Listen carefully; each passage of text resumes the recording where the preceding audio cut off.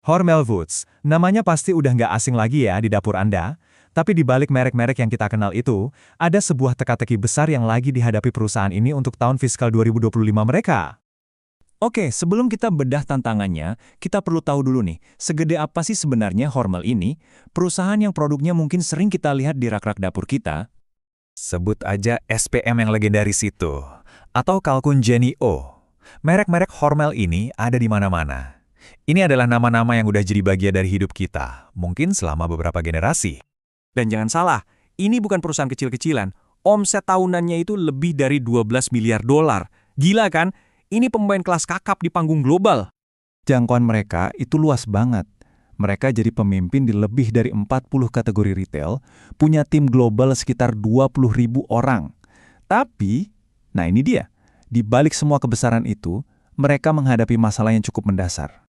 Karena gini, angka penjualan yang gede itu ternyata nggak selalu menceritakan semuanya. Ada sesuatu yang, katakanlah, kurang beres di balik angka-angka itu.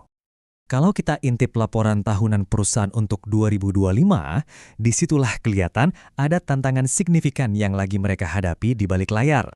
Dan kutipan ini benar-benar menjelaskan inti masalahnya. Mereka bilang sendiri loh, penjualan naik tapi keuntungan nggak ikut naik. Gampangnya gini, duit yang masuk emang lebih banyak tapi untung yang nyangkut malah makin tipis. Jadi, biang keroknya apa? Ternyata naiknya biaya bahan baku. Harga-harga komoditas utama kayak perut babi, daging sapi, bahkan kacang-kacangan itu lagi meroket. Jadi ya walaupun mereka jualan lebih banyak, ongkos produksinya juga ikut naik gila-gilaan. Dan akhirnya ngegerus keuntungan mereka. Ini kan jadi pertanyaan yang fundamental banget buat strategi perusahaan. Gimana caranya bisa terus tumbuh kalau penjualan yang lebih tinggi justru nggak menghasilkan keuntungan yang lebih tinggi? Jawabannya, ternyata nggak mereka temukan di pasar dalam negeri mereka sendiri. Justru, solusinya ada ribuan mil jauhnya dari kantor pusat mereka dalam sebuah kemitraan yang mungkin nggak banyak orang duga. Solusinya, ya dengan ngebut ekspansi internasional mereka, khususnya di Asia Tenggara. Fokusnya udah nggak lagi cuma di kandang sendiri. Nah, disinilah masuk PT Garuda Food. Ini pemain raksasa di pasar makanan ringan Indonesia. Kalau Anda pernah ke Indonesia, kemungkinan besar Anda pernah lihat produk-produk mereka. Hormel pun ngambil langkah strategis. Mereka mengakuisisi saham minoritas yang sekarang jumlahnya sekitar 30%. Ini bukan investasi iseng-iseng ya, ini komitmen yang signifikan. Oke, yang paling menarik dari kemitraan ini adalah gimana ini dirancang biar kedua perusahaan sama-sama untung. Ini bukan pengambil alihan, tapi aliansi strategis. CEO Hormel, James Nee, juga negasin hal ini. Dia bilang ini bukan cuma soal duit, tapi tentang penyelarasan strategi yang mendalam. Intinya, mereka mau bangun sesuatu bareng-bareng. Kemitraan ini tuh contoh sinergi yang pas banget.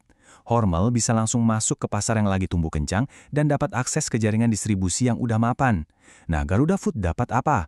Mereka dapat akses ke pengalaman R&D dan operasional Hormel yang udah lebih dari sahabat, plus, ini kuncinya, dapat jalan tol buat bawa merek mereka ke pasar global. Aliansi ini juga jadi bagian penting dari strategi global Hormel yang lebih besar, yang mereka sebut inisiatif transformasi dan modernisasi.